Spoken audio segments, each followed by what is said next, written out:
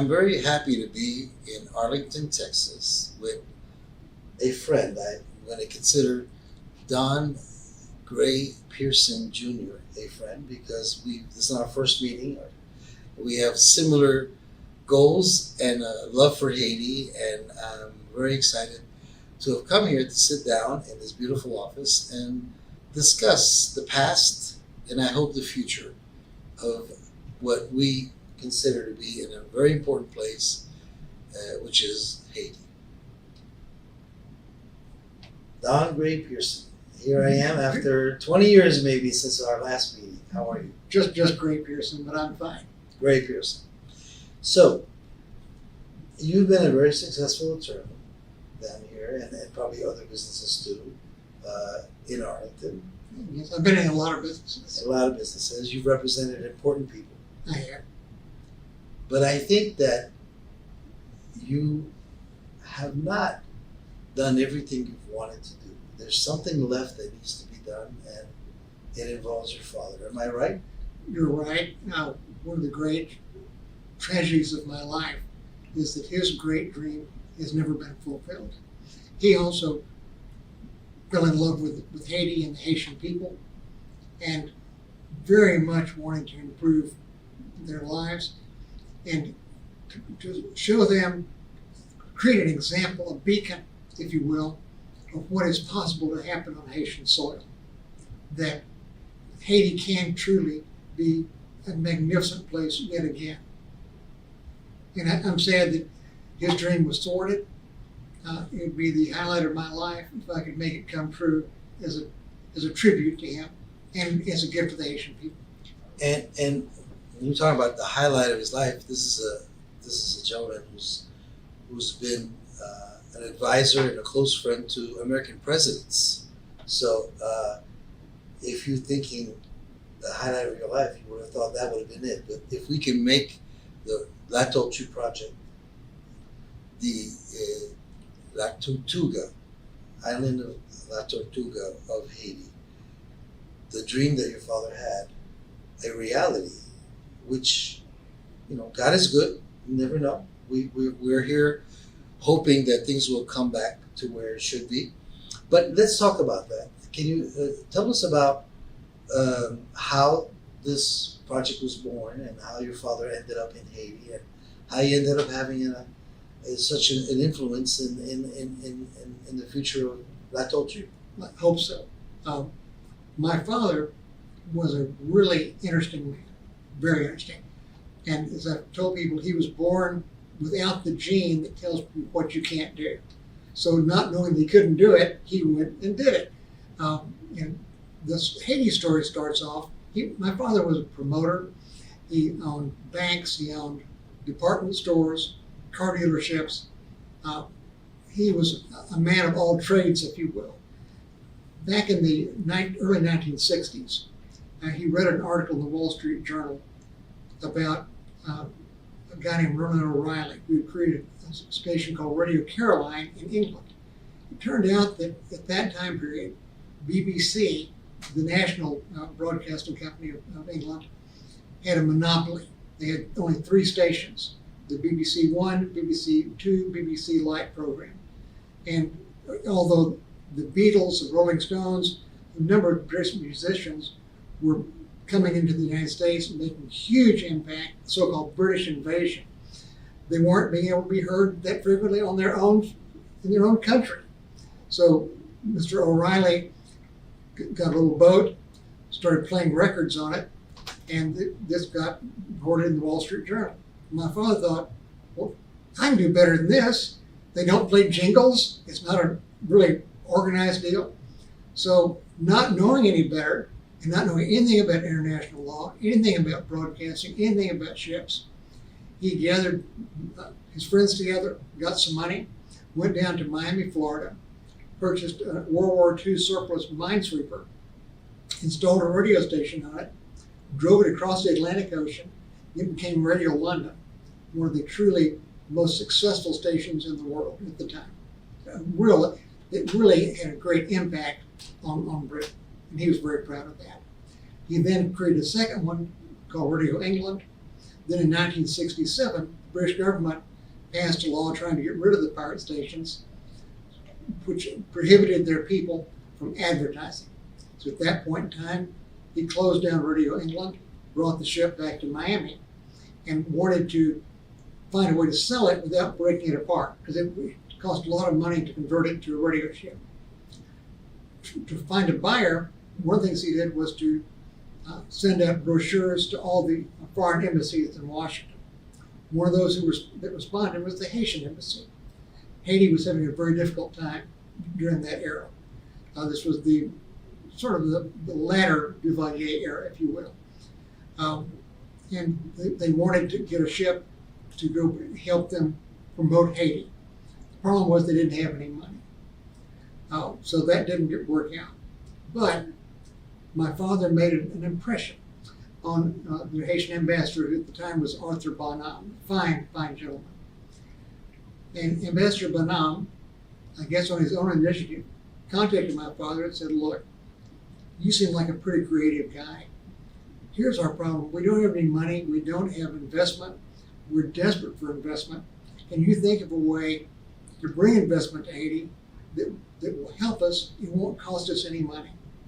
So my father went to Haiti and examined the situation. And here's what he found. None of this was intentional by anyone, but it was what was going on.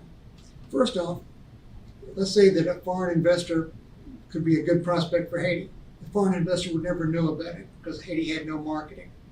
Let's say a foreign investor actually happened to come to Haiti and say, yeah, this is a great place. These are good workers. They're inexpensive. I can make a good business here. What would the investor next do? He would try to get permission from the government to set up the business. Well, unfortunately, and I'm speaking very candidly, what would happen is he would often be shuffled ministry to ministry. People would be asking for bribes. And even if he paid the bribes, that might not get the job done. But let's say that finally he got permission, found property, was able to lease the property, and built the factory. Well, Haiti had an unfortunate reputation of expropriation, of stealing people's property. So they had no investment and no prospects of investment. In fact, one of the things that really upset my father, he met with either the Minister of Commerce or Minister of Finance, I'm not sure who. And the minister showed him all these proposals they received from American companies. And my father looked at some and said, well, these are great proposals. These are fantastic. Some of these you really need to follow up on. He said, no, I'm going to reject them all. Why?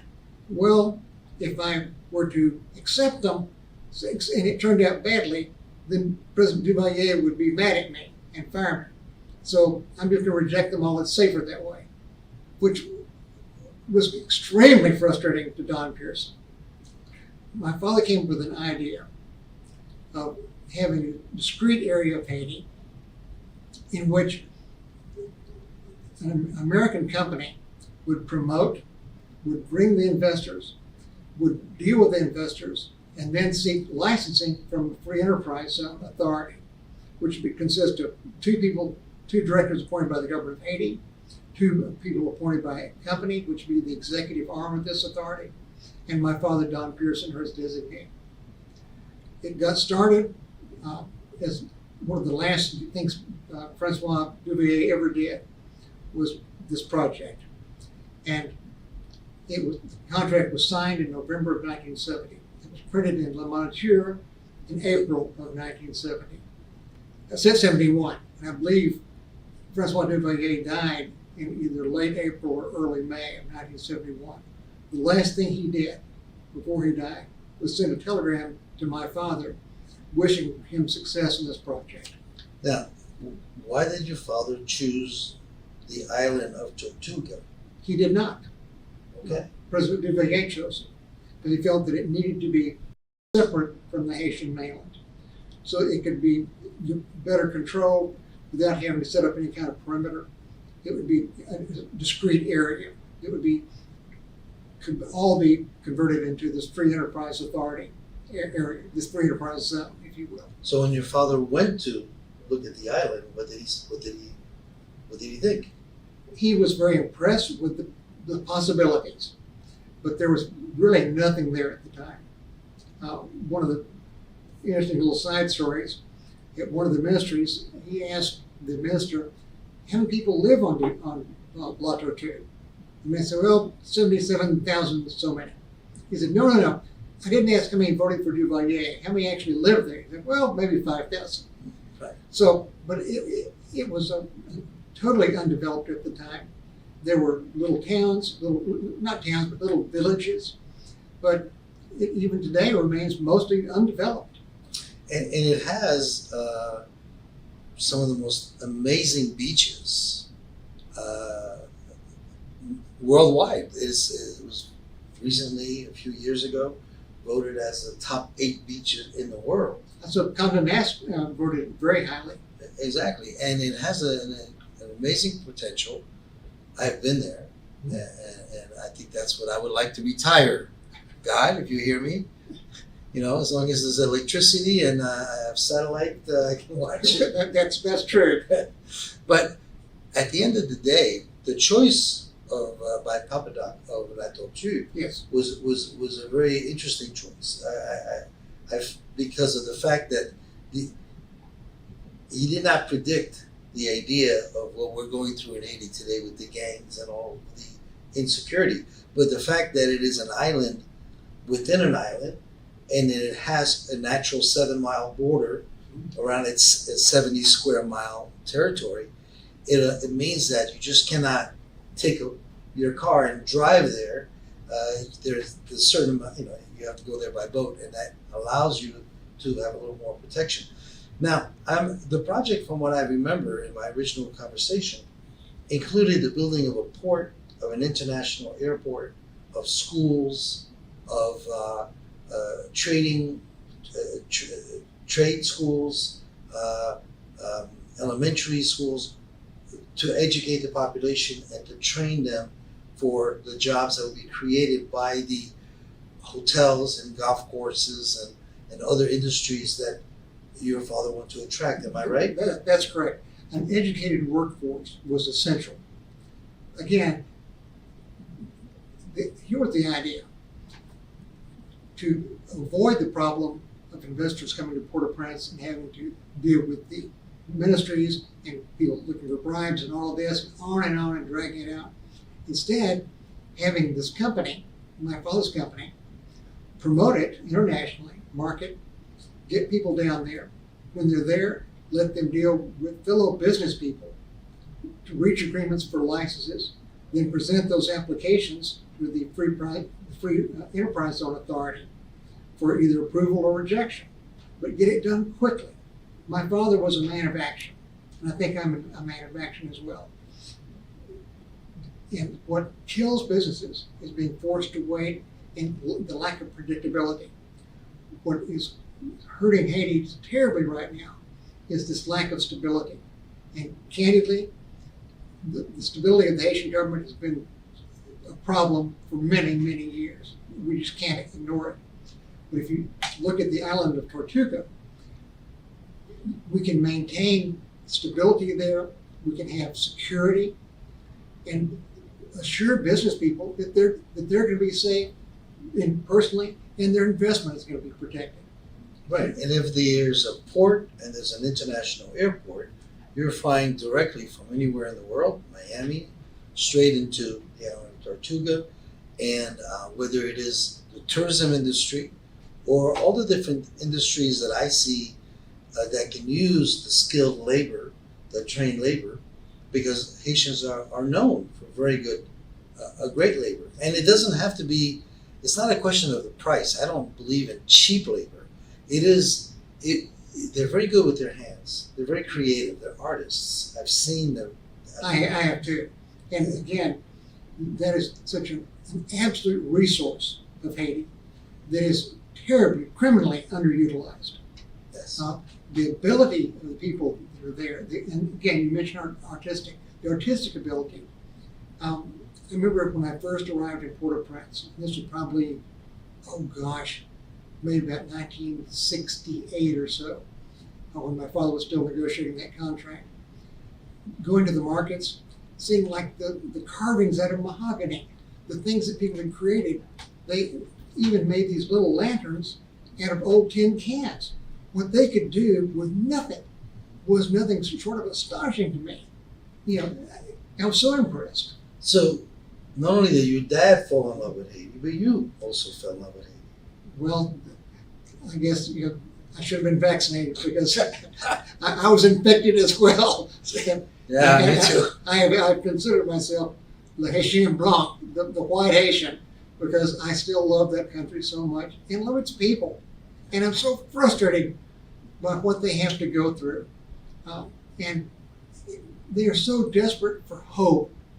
And one thing that this project would have done, and still could do, is give them hope to show that things don't have to be the same as they've always been. And they haven't always been that way. And what's interesting is you said something to me earlier today that I don't want to forget. If the Tortuga project was allowed to continue, now for the background of people that may not know, when Papa Doc passed away, the ministers, the government, heard of the money that he was able to negotiate for the infrastructure from Gulf Oil that equated to about $300 million to be invested. Let me clarify that. Yes. Right?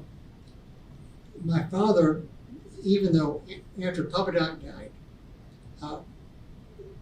his son, Jean-Claude, or Baby Doc, failed to appoint his representatives to the Freeport Authority for a long time, which made it impossible to proceed.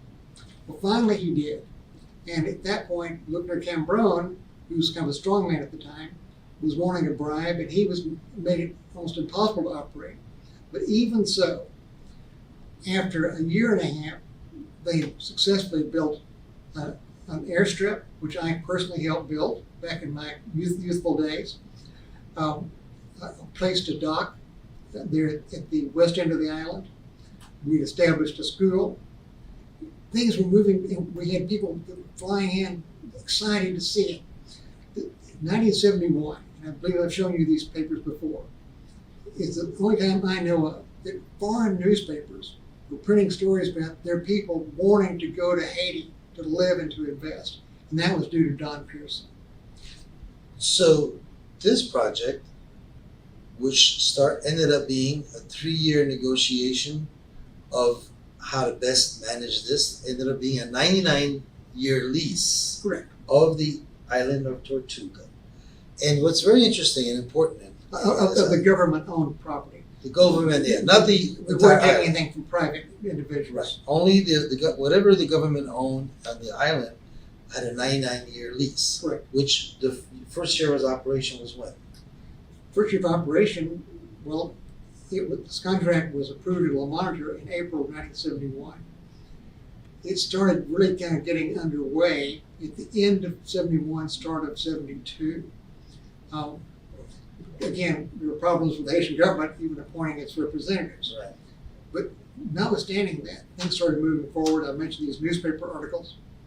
And my father, at some point, either, I think late 72, succeeded in getting Gulf Oil Corporation, which was then a huge company, to commit to invest $300 million in infrastructure improvements, such as docks, improve the airport, electricity, water, sewer, things that you have to have for a city to grow, and certainly roads.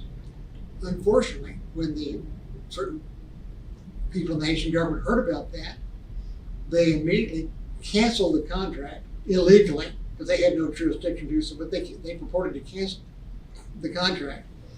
And amazingly enough, according to the guy at Gulf Oil that we had been dealing with, one of the ministers called him up and asked if he would just send the $300 million to them directly to help invest, as opposed to Don Pierson. And the man had to explain, we weren't sending the money to Don Pierson. Don Pierson wasn't going to get this money. It was to build things. It was to help create things on this island. But now we don't want to deal with you at all because you don't keep your word. We don't trust you. And I think because of that, obviously, the contract was not a contract with François Duvalier, the contract was with the state of Haiti. Of course. When of course. when it is published in the Moniteur, the official government newspaper, that is legal and binding. In fact, your father took it to the World Court. No, he did not. It was, I forgot how it was set up, but it was to go to The Hague. It never actually went because we had first to deal with the Haitians and try to explain the situation. They made certain allegations. They filed a lawsuit, but they made allegations like, well, Pierson or the company never made any payments. And my father talked to their head of finance and said, no, we make the payments. We made it by check. You countersigned the check, you endorsed them, and cashed the checks. And the man said, well, we don't consider checks as evidence in the courts of Haiti. So, to this day, 99 years starting in 1971. Right. And what's the beauty of the concept that your father came up with is that by creating a 99-year lease, it would bypass what is called in Haiti the Jean-Jacques Dessalines rule, because of the revolution against these slaves and not being able to trust slave owners and the countries that had slaves. They did not want non-Haitians to own property, to own businesses, because they didn't trust them. But by creating a leasing opportunity, that would mean that this property, this island, would still belong to Haiti. After the 99 years, the lease would be over and would still belong to Haiti. It would always belong to Haiti. Always belong to Haiti. So it never was a transfer of ownership of the island. Second of all, in the deal, Pierson, your dad, and now you, would seek the investors, make the investment to create the tourism industry and all the other industries that would benefit the people of La Tortuga. And benefit the investors, of course. Of course. But the idea is it's a 50-50 deal. Yes. But I remember where the investors would get 50% of all the profit and the Haitian government would get 50% of all the profit. And when we talked about what that would represent, if this contract was not canceled and your father was not thrown out of Haiti as a persona non grata by Luc Combon and many others in Haiti. Or Pierson non grata. Pierson, Pierson. Exactly. The point is that today, you estimate how much money that company will be generating for the government of Haiti. Just the government of Haiti, just their portion of the dividends would equal at least $3.5 to $5 billion per year, and that's on the low end. It could be substantially more than that. $3.5 to $5 billion a year would be generated by this project if it had gone on. That's the minimum estimation. That would be not for the investors. That's the part that would go to the Haitian government. Oh, yeah, that's just the Haitian government portion. Exactly. And so just imagine that the biggest revenue of Haiti today, which is closing to $1 billion a year, is from the diaspora, from the Haitian, the 5 to 8 million Haitians living outside of Haiti, who are sending whatever they can, $5, $10, $20 to their family for them to survive. That is the greatest income in one coming from one direction. And this small island, 70 square miles, could have generated $3 to $5 billion a year at minimum. Minimum, that would change all of Haiti. Moreover, there's something else that would have changed all of Haiti. It'd be a sense of pride. Right now, people from Haiti go to foreign countries. Like if they go to the DR, at one point in time, when I was there, they made you wash your car like you're dirty. They treat you as a second or third class citizen if you're from Haiti. My father wanted it to be, and I wanted it to be, where people from Haiti go abroad and they're proud to say, I'm a citizen of Haiti. I'm Haitian. Exactly. Well, I think what we're talking about is not something that cannot happen. the contract, the concept, the drive is still there. The need is still there. And if someone right now from the future elected government of Haiti would be listening to you, here's the cap. Tell them, as if they were right there, tell them why they need to move forward with this project for the best of it, for all of Haiti, not just Tortuga. First off, I have to say this. It will be much harder now than it would have been then.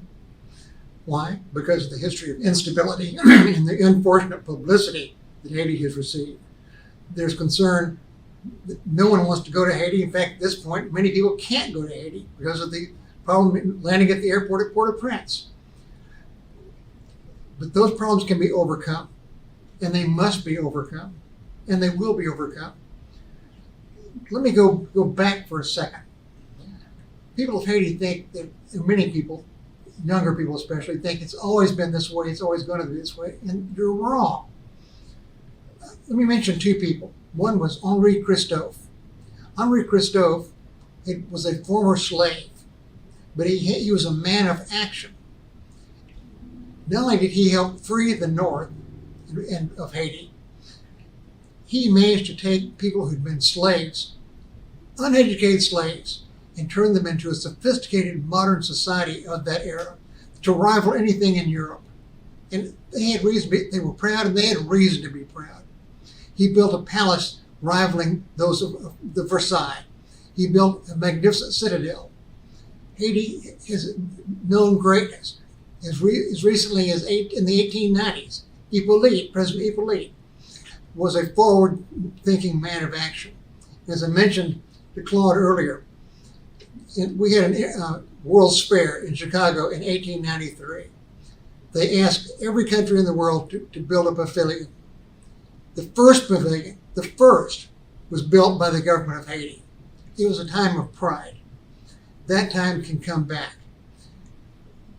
If I were president of Haiti today, not only would I want to revitalize this project, but I would insist on rebuilding that national palace because it is a symbol of the nation, and it's disgraceful that it has not been repaired. Regarding this project, it will be hard to get it going again for the reasons I've outlined, but it can be such a benefit. What's going to happen? Why is it going to be hard? I've mentioned about the lack of stability and the concern, but further, there's going to have to be a period of time, maybe 5 years, maybe less, where investors see that things that happen there are protected and they're okay. The people are safe. Their investments are not stolen. That it actually proves itself to be a continuing operation. Once that happens, then you can see an absolute flood of investment because it has so much to offer. Even with all the other competition today, it has so much to offer. And further, unlike many projects, it does not take from Haiti. It brings to Haiti. My father had a dream, certainly, of becoming very, very wealthy, and he was fairly wealthy at various times in his life. But he also had a dream of helping the people of Haiti see their destiny as a great nation. And it would be the greatest honor of my life to see that happen today. And I hope a future president will look to help his nation by looking at this project favorably.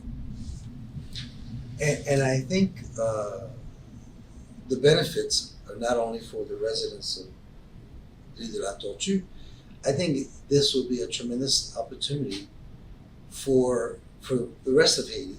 And I want people to understand Mr. Pierson has the relationship with investors. There was a meeting. It was better. It had a better relationship at one time. Well, of course, but still, there are a lot of people in 1998 when the delegation came. But there's a delegation that President Prival sent because he had heard about the project and he wanted to get it back on. And they came and they were received by your friends and you. And there was millions of dollars put on the table saying... No, there were actually billions. Billions of dollars. I introduced them to some of the leading people here in Texas in terms of business and finance. We met at the Woods Estate here in Arlington. I introduced them to people that could have invested vast amounts of money in Haiti, and we're looking forward to doing so. So in 1998, President Prival tried to revive the project. Billions of dollars were ready to come to invest. The delegation was impressed. They went back to Haiti. Before they left, they promised I would hear from them within 2 weeks. Within 2 weeks, With they would with a positive response. Right. And when they went back, you never heard from them again. I never heard a word from them again. My own And then, information. let me add, well, I don't mean to interrupt you, Mhm. but that embarrassed me terribly. That harmed me with these investors or people that I have relationships with, because I would get calls, Grey, what's happened? We're interested. Well, nothing. Right. How do you explain that? You can explain it back to the original problem of why your father was not able to continue his project. It's corruption, because people in Prival, not Prival himself, I would say, but the puppet master, Aristide himself, that plays Prival, wanted a piece of the action. And so when you don't understand, when your priority is not with the welfare of the nation and the people, when your priority is power and money equals power, and all you see is what am I going to put in my pocket, not what's good for the nation, you end up with Haiti as it is today. And I believe that. Let me share one thing. One of the things about that that's so frustrating is that, in truth, if the project got off the ground, there'd be opportunities to make money for everyone, not just investors from foreign nations, but from people in Haiti. There were so many opportunities to make legitimate, huge incomes. Legitimate.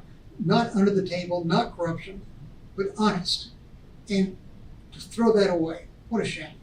If today there was 5,000 hotel rooms on the island of, just let's take a look at Punta Cana, and I want to make a comparison. When I first went to Haiti, I was 12 years old. That would be in 1974, in 1972. But over the years, when I was 18, I went to the Dominican Republic, and I can tell you that at that time, in the mid 70s, the Dominican Republic, the city of Santo Domingo, and the city of Port-au-Prince were exactly the same. The buildings were the same. The development was the same. Oh, it was very similar at that time. Very similar. I also was in Santo Domingo at that time. Exactly. Now you go to Santo Domingo, and it looks like Miami Beach. It looks like downtown Miami with buildings and development, and you look at the developments outside Punta Cana and all of these resorts, investment from foreign investments that were attracted, that were allowed to come and create all of these hotels. You have airports now in several places, international airports. This could have been Haiti, because Haiti has more to offer than the Dominican Republic. In my opinion, it still does. It still does. So we missed that opportunity. And I believe in the next round of elections, hopefully, sometime in the next few months, if there's stability and safety in Haiti, and a real election can happen, and someone of action who cares for his country is elected, then they need to look at projects like your dad's project, which is your project now, and see how we can revive this and to generate, and not be a country depending on handouts from Washington or from Paris or from wherever. You have the workforce in Haiti. You have the passion, the you have a sovereignty. You have a tremendous history. You have so much to offer, and a beautiful island of incredible beaches and mountains. What is needed is a person of vision, determination, and action. Not someone who's just looking to get rich quick by stealing some money. And I don't mean to speak ill of the Haitian government, but it is what it is. And I would be less than candid if I didn't see it for what it is. But that can change. There's so much potential. And let me give you another example. You mentioned how the Dominican Republic has changed since the 1970s. Just what a difference it makes to have good leadership and people who demand good leadership. At the end of World War II, Taiwan and Haiti had virtually identical sized economies. All right? Now, Taiwan is an economy that's maybe 1,000 times bigger than Haiti. Why? It's not due to the people. It's due to the people that in power that lack vision and determination. Taiwan had it. Haiti did not, regrettably. Well, Haiti had visionaries. They had Dessalines. They had Toussaint Louverture. They had Henry Christophe. They had visionaries, or else this nation It wouldn't exist. Wouldn't exist because they overcame the strongest army of its era, Napoleon's army. The Grand Army of Yeah. Napoleon. And somehow was able to beat them, and take their freedom, which, as Not only did they get their freedom, they kept their freedom. And look what that did to change America. What people do not realize is because Napoleon, when he lost his source of income, the golden goose with the golden eggs was Haiti, providing the sugar, the wood, the coffee that they would sell worldwide and finance all of his wars. Haiti was the single most productive country in terms of agriculture and sugar in the world. In the world. By far. Right. By This far. is 1720 to 1791, until the beginning of the revolution. Now, because of Napoleon's loss of Haiti, he decides to sell his land in America. Louisiana Purchase. Louisiana Purchase. What does that represent? People don't really seem to realize. Approximately a third of our country. A third. 13 states is the size of the Louisiana Territory. If the Haitians had not succeeded, all of these states would be speaking French right now. That is correct. Because it would belong to France. They wouldn't be the United States of America. And I would know how to speak French. Probably Creole too. Exactly. So the point is that Haiti has been instrumental in changing the world, changing America. Americans don't know. Haitians don't even know themselves the power of what they have. They don't know their history, and that is a tragedy. Exactly. An absolute tragedy. So we're going to conclude by basically thanking you for following this, to me, a story that must not die. I am back here with my friend Grey to be able to see how we can revive the spirit and the dream of his father. And your dream, it's my dream too. Now it's all of our dream. Let's make this happen. If you love Haiti, you want this to happen. So If something can happen that gives the Haitian people pride and hope, I will die a happy man. you see I that? probably will die a happy man anyway, but I'll die a really happy man if that can happen. It's true. Like I said, there's a hole in your life that you need to fill because you've done so well in so many different aspects. There's a hole in my heart. There's a hole in your heart, and so we're gonna help fill that up. Greg, any last words? Thank you so much. I love Haiti. I wish I could do more, and perhaps God will give me the opportunity to do more because I want to. Thank you. Thank you for watching. Thank you for having me once again, and now you owe me lunch. All right, all right.